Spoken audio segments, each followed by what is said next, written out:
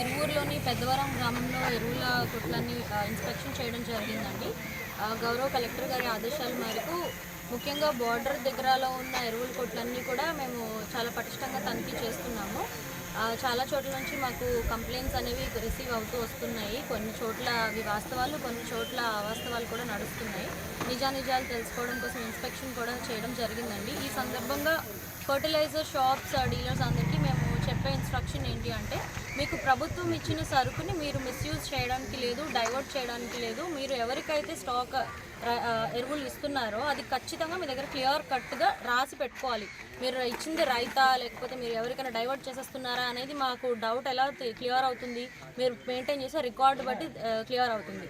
మేము ఈపాజ్ మషీన్లో ఉన్న స్టాక్ని, ఫిజికల్ స్టాక్ని కూడా వెరిఫై చేస్తున్నామండి. ఎక్కడ కూడా ఏమైనా డీవియేషన్ వస్తే దానిపైన ఎసెన్షియల్ కమోడిటీగానే ఇది డిసైడ్ అవ్వబడుతుంది. దీనిపైన కూడా కేసు అనేది కట్టడం జరుగుతుందండి.